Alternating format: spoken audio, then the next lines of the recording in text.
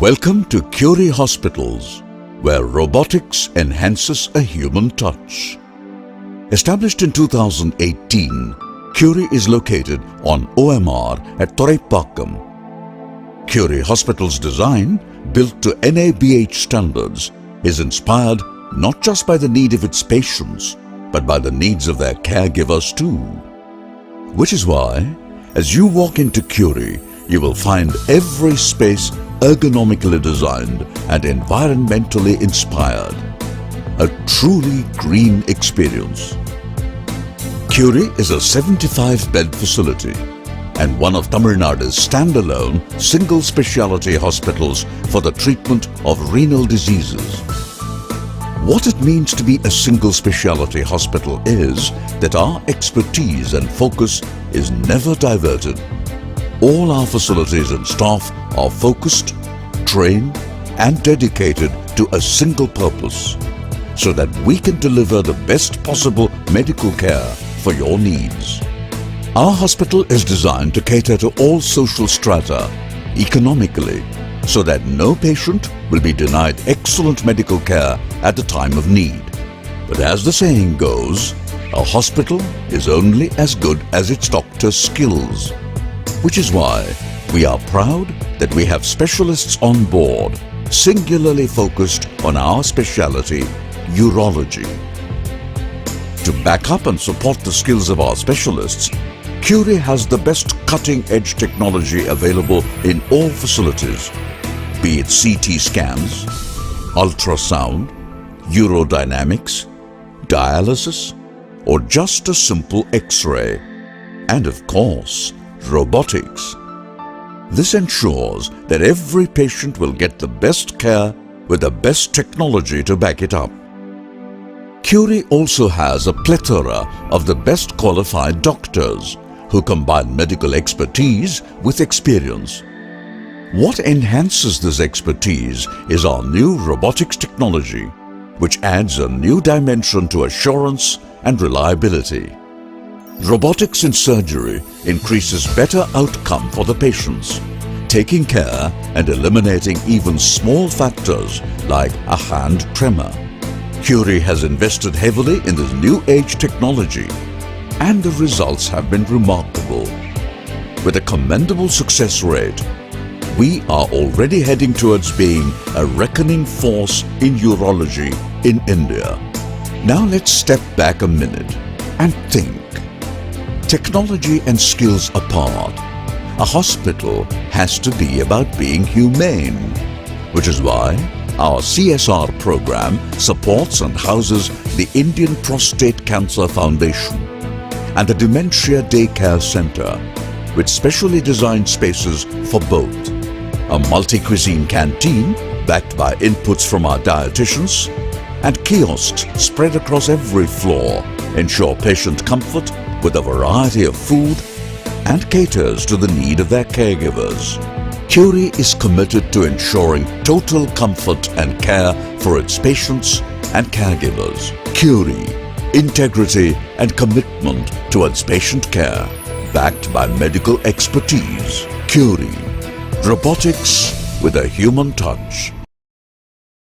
Where are the kidneys and what do they do? You know, kidneys are bean-shaped organs. They are located in the abdomen and it's on the posterior side, on the back side.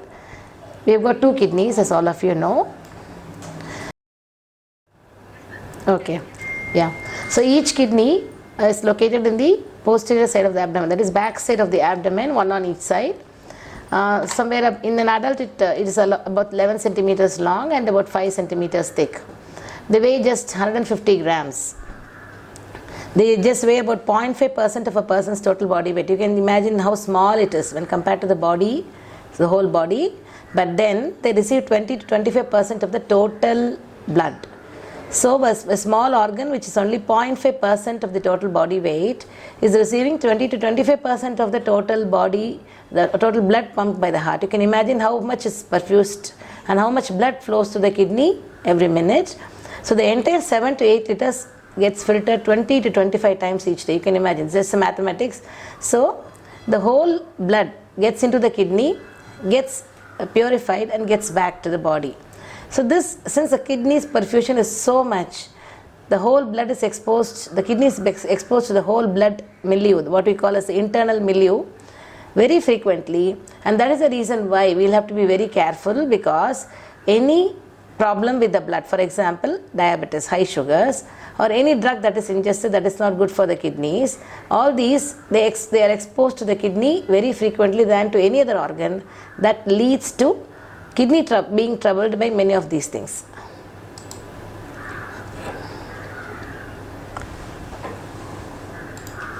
Yeah, so this is the position. You can see the spinal column, and you can see both the kidneys on both the sides. You can see the tube that is carrying urine from the kidney to the bladder, which is called the ureter. Bladder stores this urine and lets out at the interval when the situation arises. When it's convenient for the individual to void, the bladder lets out the urine. The inner structure of the kidney is like this. You can see there is something called, this is the cortex, the outer surface. Then you can see the medulla. Then you can see that there is something called pyramids, these things which are pyramidal in structure, and that is where the urine is getting filtered everywhere here and it's getting emptied into the what we call the pelvis, and the urine gets down.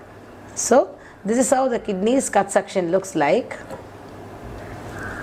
So each kidney has 1.25 million tiny filters called nephrons, 1 million nephron as we say, and they not only filter blood, they just don't do the action of filtering, they do a lot of other jobs also. So they fine tune a lot of things in the blood. So they do, they help us to maintain the internal atmosphere of the body. So they just don't filter the blood, they also do a lot of other things, and they reabsorb water and salt as per the requirement. And each nephron has a small blood vessel that brings in unfiltered blood, and a glomerulus that filters the blood, and a small blood vessel that returns filtered blood to the body. As you can see here, you can see the blood vessel coming and then dividing into very small arterioles, and you can see the afferent arteriole where the blood enters the glomerulus, and then what happens, this is the apparatus that filters the blood. The urine is formed here, but this is not the urine that is excreted. It undergoes a lot of modification by the time it comes out, and the blood goes back through the efferent arteriole. So this is called the renal corpuscle as we used to call it before. This is called the glomerulus, where the blood, the filtered urine, we call it as a glomerular filtrate that enters the tubules. This is a proximal tubule. Proximal means that is very near the glomerulus. Distal means that is away from the glomerulus. And you have a thin part of the tube that is called the Henle's loop.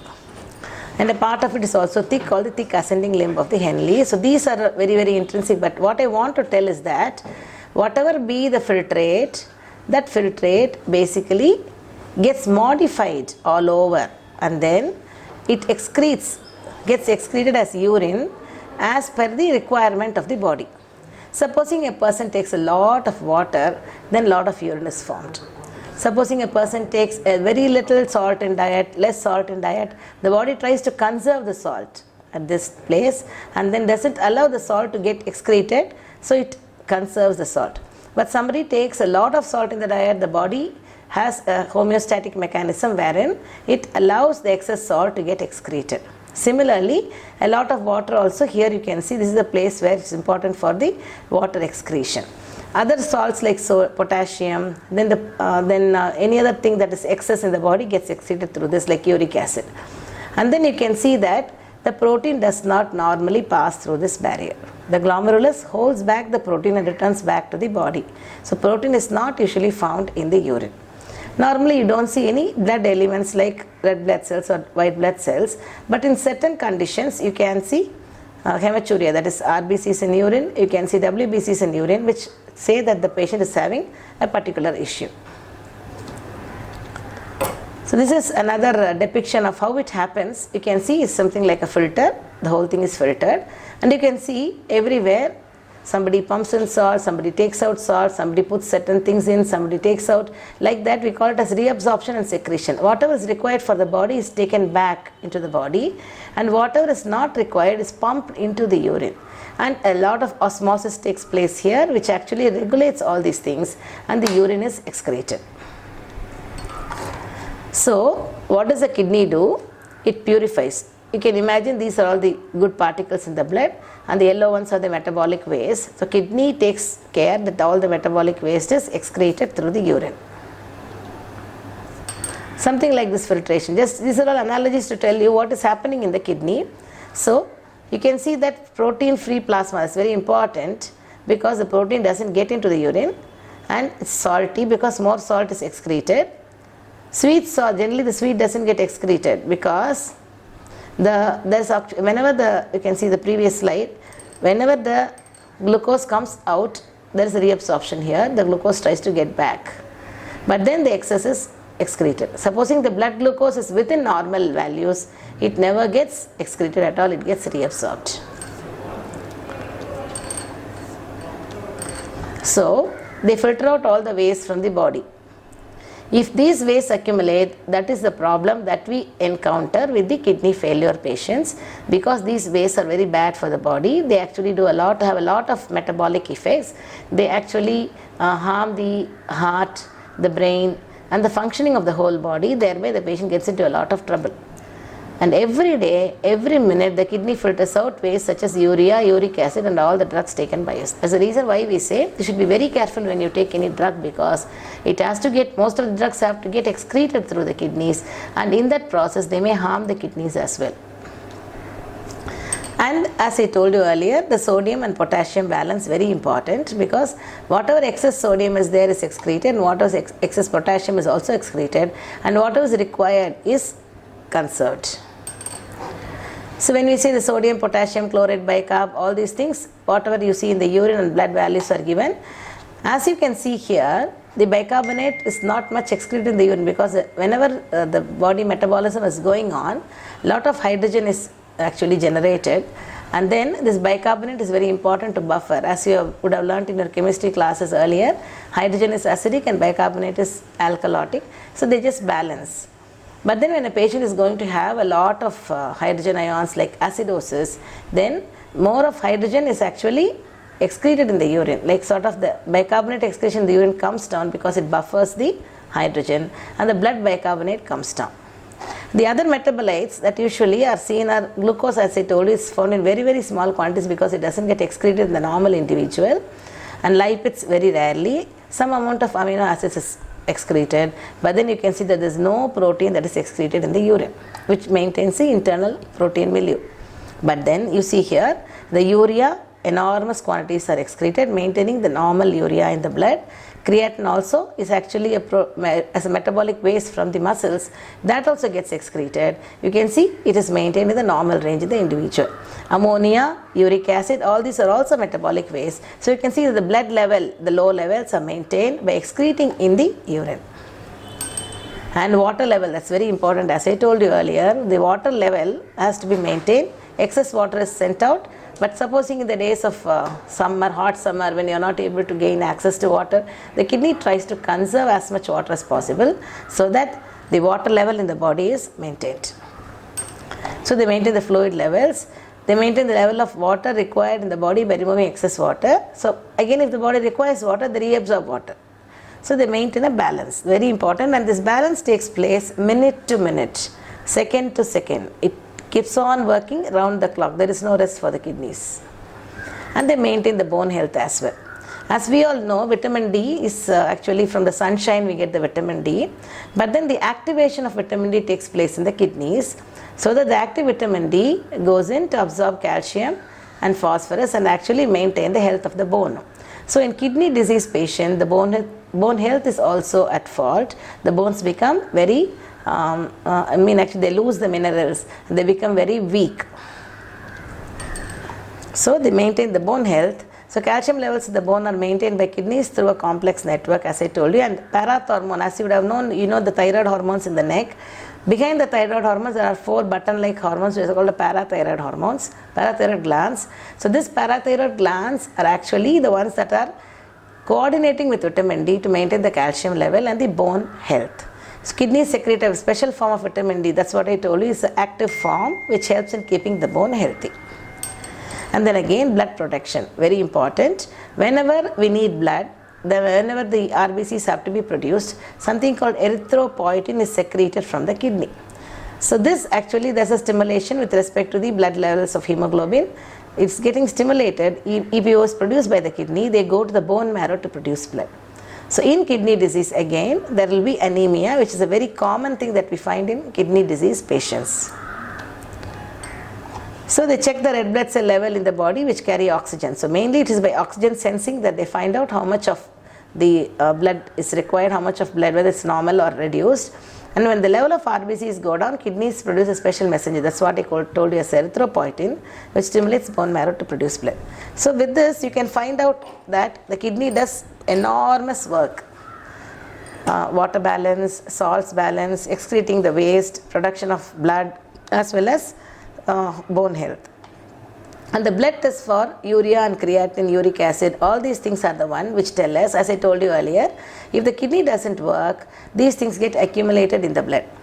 With this, we can calculate something called a glomerular filtration rate. So this is something calculated from the creatinine, and we give a value. Normal values are about 90 ml per minute per 1.73 meter squared of body surface area. So this is actually generated from the serum creatinine values. And then I told you there should not be any albumin or protein in the urine, and sugar doesn't get excreted because in the normal patient when the sugar values are normal. So any excretion of sugar or albumin can be detected by the urine test. So very simple, we can just have a urine test for albumin and sugar. We can have blood test for creatinine and uric acid. GFR is calculated, and this will tell you about the kidney health. So urine for protein done by dipstick method, very simple. It will just take a minute's time. Or in case we need to quantify for the whole 24 hours, we can do 24-hour urine protein. Then microscopically we can see if there is a blood cell, because normally you are not supposed to see an RBC or maybe 1 or 2 in a high power field, that's what we call it. And then pus cells are normally 2 to 3 per high power field. Casts are normally not seen, but these things tell us an idea about the kidney health. Then there is something called a microalbuminuria. Many of you would have heard micral test. This is something where in diabetics, generally before we detect overt proteinuria, this is the stage before the proteinuria where we can detect very small quantities of the albumin. That's also by using strip, or even it can be done quantitatively. So early morning urine sample is usually taken for that. So as I told you about the glomerular filtration rate, kidney is normal, kidney damage is there. I mean, if it is more than 90 without any damage, it means we are normal.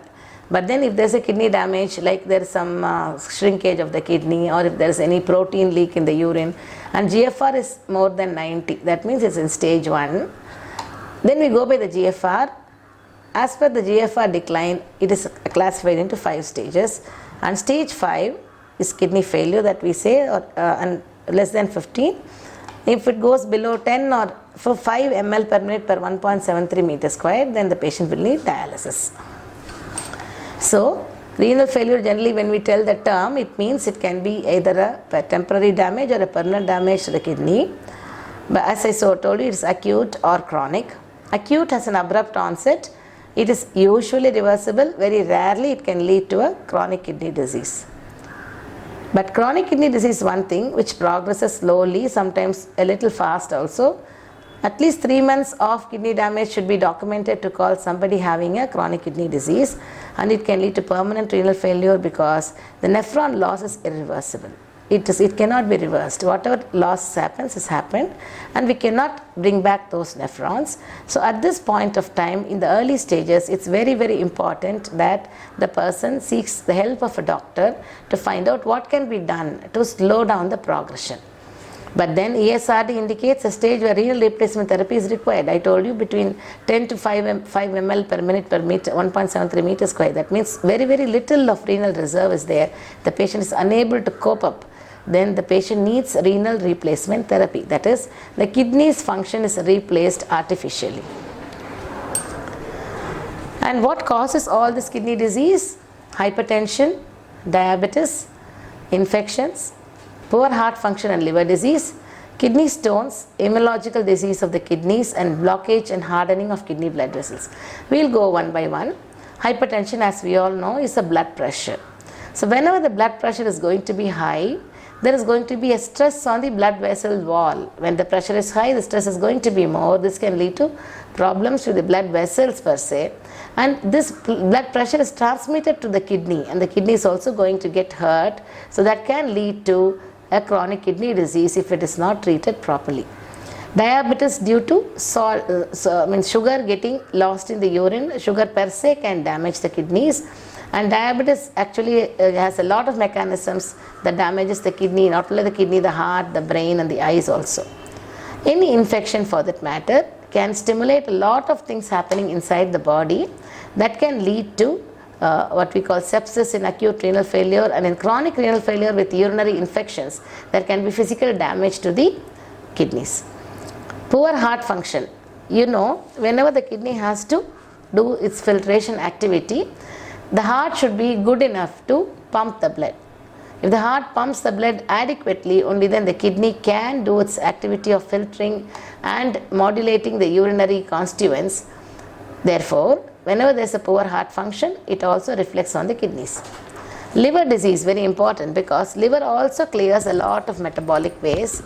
But then if the liver is diseased, these metabolic waste can again cause kidney issues. Apart from that, a lot of changes occur in the liver disease with all the blood vessel perfusion and all that, and that can lead to kidney disease as well. Kidney stones. These kidney stones are usually formed when some element like calcium, phosphorus or uric acid is very high in blood. They get filtered and the kidneys actually the urine actually starts becoming concentrated with all these things, and the concretions called stones are formed, and these can become bigger in size. They may injure the inner lining membrane of the ureters or the kidneys or the bladder. They may become big enough to obstruct the urine flow, which can lead to infections. And whenever there is an obstruction, the pressure mounts inside the kidney, causing kidney damage as well. Then immunological disease of the kidney, wherein the blood contains a few antibodies that actually is autoantibody, which is against our own blood cells, our own tissue, that actually can damage the kidney, causing inflammation of the kidney. All these things in the long run can lead to chronic kidney disease. And blockage or hardening of the kidney blood vessels. As we told you, 20 to 25% of the cardiac output goes into the kidney. So whenever there is any blockage or hardening of the blood vessel, the blood flow is also at fault. So this can lead to kidney disease. So you can imagine all these things do not cause a problem instantaneously. They go on for days to months and years, and then only cause the kidney disease. So whenever anybody has any of these issues, it's very important to address them immediately so that you can retard the progression. You can slow down the progression of kidney disease. So they can be anatomic in origin. For example, somebody has got an obstruction in the urinary flow. That's called something we call a PUJ abnormality, where the pelvic-ureteric junction can be obstructed, or there is a problem in the bladder, and there's a problem in the passing urine. There can be urethral stenosis, or there can be in many small children there can be a urethral valve. As I told you, from the bladder urine comes out through the urethra. There can be an urethral valve which is abnormal. So all these things can cause kidney disease. Then you would have heard about cysts in the kidney, autosomal dominant polycystic kidneys. That can also be a hereditary problem causing renal dysfunction. So what they do, they attack the nephrons. Basically, the nephron is the most important part which is causing the filtering, and then whenever the nephrons are attacked, then there's going to be a decrease in the functioning of the kidneys. And then there is a progressive destruction of these nephrons which leads to the chronic damage. And as I told you, the polycystic kidney is one such condition. Diabetes, as I told you, is a disease that keeps the body from using glucose. Basically, it's not only that the sugar is getting excreted, it is also because the body is unable to use the glucose. So what happens, the body is unable to use the glucose, the whole blood glucose is rising, and they actually get excreted through the kidneys. And high blood pressure will damage the blood vessels, leading to kidney damage. So how do we see? The patients can have edema. Edema is swelling of the feet, swelling of the face.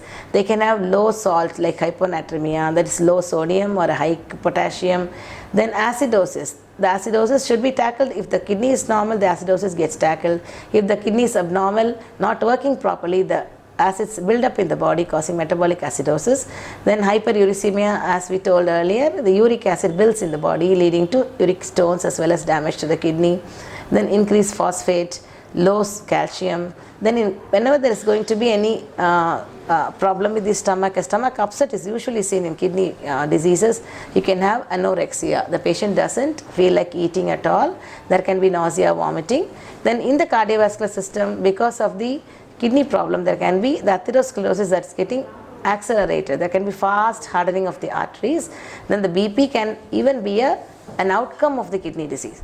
Not only that the hypertension causes kidney disease, in patients with kidney disease, the hypertension can be an outcome of the kidney disease as well. Sometimes it can cause swelling, accumulation of fluid around the heart, which we call as pericarditis. Then, as I told you earlier, we have the kidney that's very important for the generation of blood cells. So anemia is one of the important manifestations. Then immune and platelet dysfunction causing bleeding diathesis, bleeding episodes can be there. Then the bones are very important. We have the renal osteodystrophy where the bones become very weak. It can cause muscle weakness. Then it can cause encephalopathy. I told you it affects the brain as well. So encephalopathy is the problem with the brain with regard to the kidney. That is called uremic encephalopathy. Seizures means in very severe uremia, where we call the urea values are very high, patient is in severe renal failure, there can be fits, that is epilepsy, convulsions as well. Even the nerves that supply the hands and the feet can get affected, leading to peripheral neuropathy features. There can be pain, there can be burning sensation in the hands and feet. Then the fat levels, that is the lipid levels may become abnormal. Then there can be problems with the menstruation, and in women it can even cause infertility. In men it can cause impotence. And there can be itching of the skin. It's one of the very important manifestations that we see. Mainly due to dryness, there can be itching, and there can be increased accumulation of these waste products that cause itching of the skin. So we can see that renal dysfunction leads to a plethora of manifestations, and a person need not have everything of this. And any one of this is enough, and once we start investigating, we'll find the problem.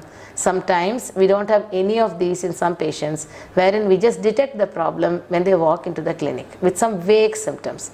So it's very, very important that everybody looks whether they have any kidney disease by simple screening. People at risk will have to go in and do periodic checkups to see if something can be done, something can be detected early, so that we can arrest the progression.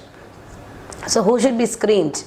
People with hypertension, diabetes, people with heart disease, people who are supposed to have people who are having some protein leak in the urine, they have to immediately get themselves screened. Anybody who is found to have some red blood corpuscles in the urine, and then those who are on NSAIDs and herbs. Very importantly, we have to avoid NSAID. NSAIDs are painkillers, non-steroidal anti-inflammatory drugs, which are given for tackling pain, but then it should never be taken without the prescription of a doctor. That too, it should be taken for as short a period as possible. And the herbs, normally we have a lot of herbal medications. We do not know what they contain. We are not very clear about the constituents. Many of these herbs may be detrimental to kidney health. Many of them can damage the kidneys. And anybody who is found to have kidney stones, anybody who is anemic, people who are relatives of people having chronic kidney disease, people who are having autoimmune disease like lupus erythematosus, rheumatoid arthritis, they are prone for kidney disease, so they have to go themselves, get checked periodically. And whenever somebody has undergone a nephrectomy, somebody has undergone removal of a kidney for some reason like a tumor or an infection, they just have to live with another one kidney, so that alone may be the reason for them to get into kidney disease. So they will have to regularly screen themselves for kidney disease. So you can see a healthy kidney as a nice round contour, all blood vessels are fine, and you can see the pelvis is so good. But then an unhealthy kidney will be shrunk. So whenever you see a shrunk kidney in the ultrasound, that actually tells that there can be a chronic kidney disease. And when we tell about proteinuria, very importantly, a dipstick is very easy. You can just detect proteinuria just like that. It is one of the important factors for deterioration of renal failure. So anybody who's got proteinuria, they must seek immediate help so that the proteinuria is controlled. And it's also a marker of increased risk for cardiovascular mortality and morbidity. That means anybody who's got a proteinuria, that means there's a damage to the inner lining of the blood vessel in the heart as well. That can lead to cardiac issues. High blood pressure, why somebody gets a high blood pressure? Obesity, they can be fat, Then heavy alcohol intake or smoking can cause high blood pressure. Anybody under constant stress. Nowadays we don't see anybody without stress. So anybody who's on constant stress, they'll have to undergo high blood pressure checking, and they should try to de-stress themselves. And heavy intake of salt. Salt generally we see in all pickled articles. So whenever salt is added to increase the store life of the shelf life of the product. So a heavy intake of salt can lead to high blood pressure, and lack of physical exercise. That also is one of the reasons when a person can get high blood pressure. So it can strike at any age. So we have to start checking blood pressure even from young age onwards. We shouldn't think that it's only the disease of the old. It is a disease of any age. But then at older age, it is more common. So people with normal blood pressure is 120 by 80, but then 140 by 90. This is the time when we don't diagnose hypertension, but then these people are prone to higher stages of hypertension. So what happens whenever there is a what happens whenever the renin-angiotensin system is something which senses, which is inside the kidney itself, which secretes certain hormones to raise the blood pressure in times of need. And then this aldosterone is also secreted, which increases the retention of salt and increases the blood pressure. This actually is very important whenever somebody has a bleed or somebody has a loss of fluid, thereby reducing the blood pressure. So this is one mechanism, because the kidneys are also involved in blood pressure regulation. So that's what I want to tell you here. But then what we are supposed to do? We have to maintain a healthy lifestyle, keep measuring blood pressure periodically, and if it is high, we have to take medications, keep checking and add more medications as per the doctor's advice, and then change drugs if side effects develop. That's also very important. So all this will be taken care of by your physician. Main thing that you have to do is maintain a healthy lifestyle, measure the blood pressure, and take the medicines as advised by the doctor. So lose your excess weight. That's very important, because obese people can have more weight. And take regular but moderate and gentle exercise to start with, because you cannot have heavy exercise in the beginning. One thing, it is very not good for health. Second thing, you will not be able to maintain any heavy exercise right from the beginning. So go slowly and reduce salt intake, because actually we should not have added salt on the table. Whatever is cooked, that should be good enough. And then alcohol consumption should be reduced, and quitting smoking is very, very important, because we are not supposed to smoke. Anybody who smokes, they actually do damage to the inner lining of the blood vessel, thereby leading to thrombosis. Thrombosis means clotting inside the blood vessel. Then level of stress should be managed as much as possible, as good as possible, because stress is the most important thing that causes increase in the blood pressure. So keep exercising daily. And what about diabetes? It causes injury to small blood vessels throughout the body, in the brain, the heart, eyes, and the kidney. And they are frequently involved. That's why I said the protein is spilt into the urine, causing proteinuria. Albumin, that is actually detected by the dipstick method. And if progressive chronic disease develops in kidney blood vessels, the kidneys cannot function normally, and that is when we get kidney disease developing. So what can we do? We can follow the guidelines and control the blood sugar levels, follow the medications properly, and exercise is very important. In diet, connections are all given, and this kidney starts functioning, and this actually replaces the function of the old kidney, and this patient comes out of dialysis, and the patient is independent. But for this process, the patient has to take a lot of medications to make the body accept the kidney, which you call as immunosuppressants. They have a few side effects as well. So it's very important that they take the medicines regularly and have a proper follow-up with the doctor. So it's an ideal solution, because the kidneys are actually, you give them the kidney that is going to function normally. So it improves the survival dramatically, because if the patient is able to tolerate the transplantation and accept the kidney, then they're just going to have the normal life. MHC compatibility, that is the compatibility between the donor and the recipient, is very important. And organ availability, because a lot of brain dead donors are giving the kidney, and this what we call it as a deceased donor transplantation is something that's very important, and which has to pick up. Everyone should come forward to propaganda for organ donation, because whenever any person dies, if in the condition to donate the organ, then probably that donation can save another life. So that awareness about donation and the awareness about transplantation should be there for us to make this organ availability better. And then the transplant from cadavers are slowly increasing because of the various steps taken by the government, and as well as the awareness among the people to donate the blood. Then the complications of immunosuppressive therapy should be borne in mind, because the patient cannot just have a transplant, take the drugs and go away. They have to have a proper follow-up. So what do we do for the kidneys? We have to take care of the weight, exercise regularly, quit smoking if the person is a smoker, restrict alcohol intake, restrict salt and meat, and if there's hypertension or diabetes, should control it with medications with a proper physician advice. No over-the-counter drugging and all that. It's only through the physician that we have to do it, and avoid any painkillers as well as drugs that we do not know about, and screening if there's a hypertension or diabetes periodically for kidney health. Thank you.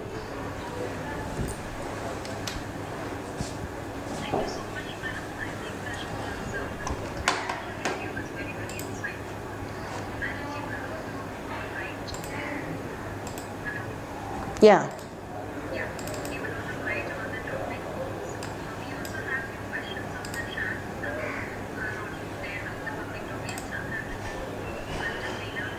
Yeah.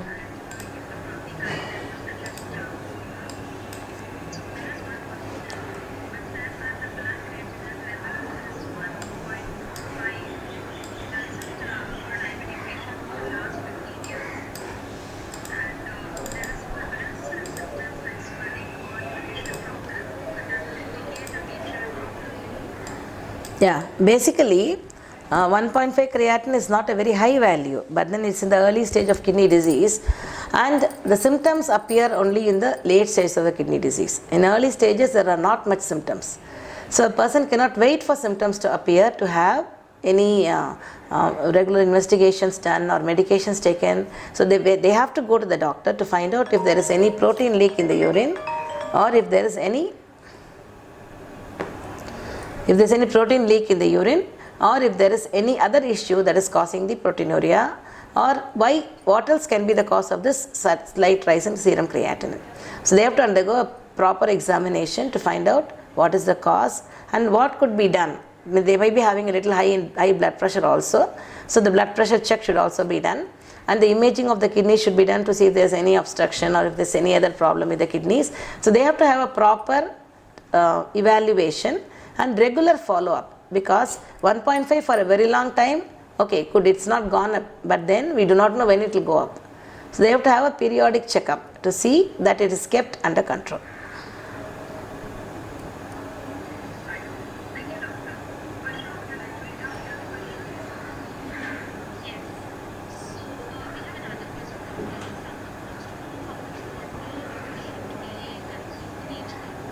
Yeah, this is actually, it depends on the environment first. If it is a very hot and humid environment, we need more water. If it is a cool environment, maybe people working in the AC for most of the time, maybe they may not require. But then a minimum amount of about 2 liters is important to be consumed, because the problem that we see is that people working in an AC environment, they may not feel thirsty at all. They may not drink much of water at all. But people outside, they may feel thirsty. They may take water. But then thirst is one of the important indications for taking water, but then see to it that you take at least 2 liters of water. In the hot climate, maybe it can go up to 4 liters. But we should ensure that we take regularly water right from the morning till night. You can carry a bottle of 1 liter water for your workplace. Keep drinking water periodically. But there should not be a habit of drinking 1 liter water early in the morning when we get up. So the 1 or 2 liters early in the morning, just like all that is not required. We will have to consume water throughout the day. That's very important.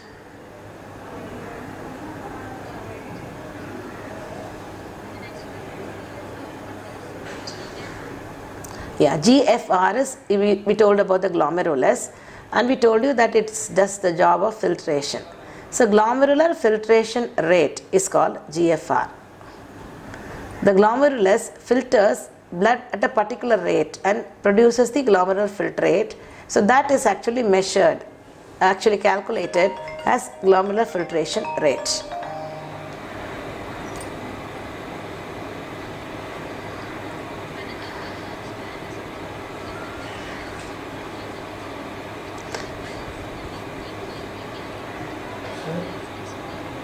Yeah.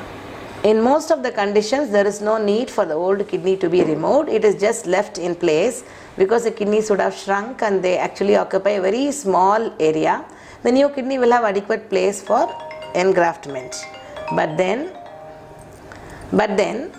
there can be a need for removal of the old kidneys in certain conditions where the old kidney is infected, which can lead to infection worsening. Then there can be what is called a polycystic kidney disease. Polycystic kidney is the one which is a very big kidney, huge kidney, which actually occupies a lot of space in the abdomen, and the new kidney may not have space to be implanted. So in such situations we may have to remove. Otherwise there is no regular removal of the kidney during transplantation.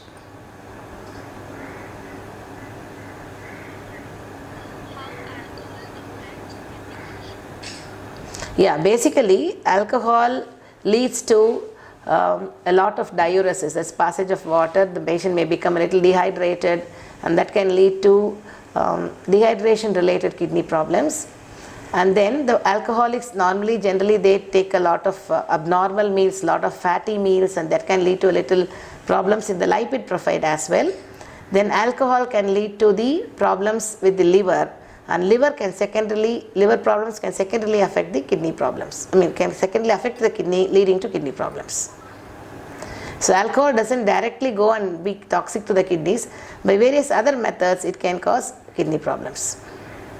And then alcohol can cause cardiac problem, that can lead to kidney problem.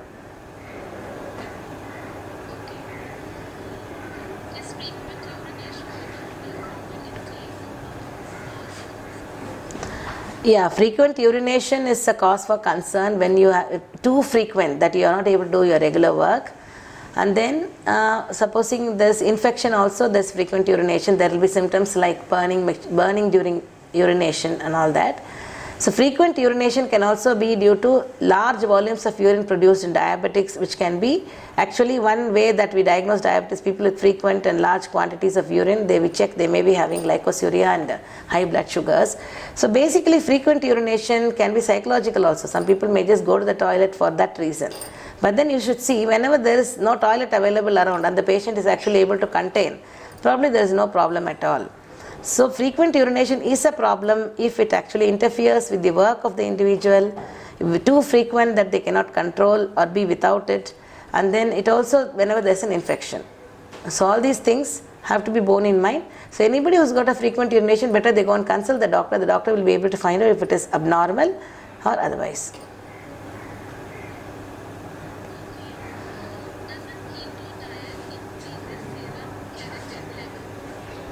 Yeah, basically the keto diet is something where we avoid the sugars and we give a lot of proteins in the diet. They actually are not supposed to be very good for the kidneys. They don't improve the kidney function basically, because some people advocate keto diet for kidney function, but that's not there. It may cause some harm also to the kidneys. So it's not usually recommended for people with kidney disease.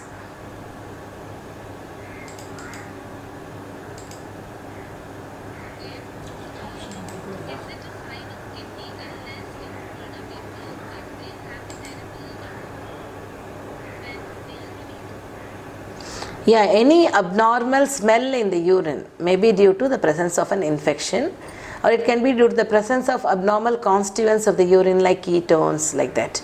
So that doesn't lead us anywhere, doesn't say that the patient has got a particular issue. They have to go ahead with a urinary analysis and then checking of the chemicals of the body like biochemistry, whether serum levels are all fine. So they will have to get checked up. We won't be able to diagnose anything just by the hearing that the patient has got an aroma in the urine, but that may be that may be an evidence of any kidney problem in that patient. Most commonly a urinary infection.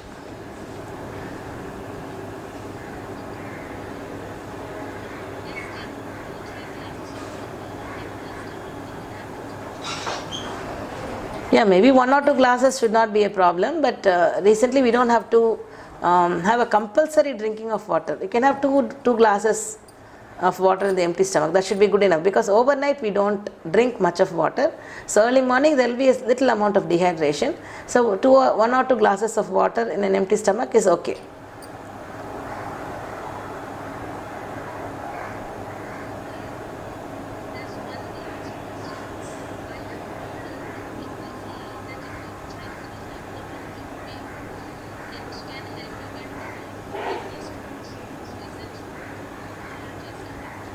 No, like whenever somebody drinks beer, there is going to be what we call a diuresis. There's going to be passage of a little increased quantity of urine. Supposing there's a small stone somewhere that can get actually, the urine can actually wash away the stone. Maybe that is one thing what they mean. But there are so many, you can just drink water. A lot of water drinking alone can wash away the stones. We don't have to go to drink beer for that. But then, drinking beer can make a person hypovolemic. That is, they can lose a lot of water more than what is required. They can become dehydrated as well. So I don't think it's a good way to get rid of urine stones.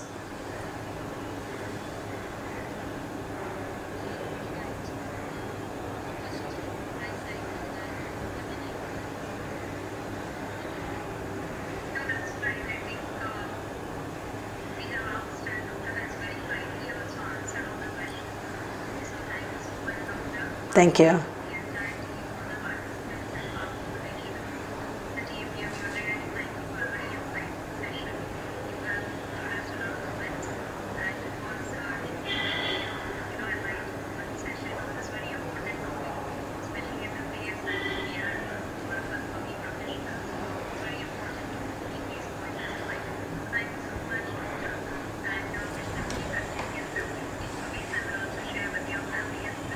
Thank you.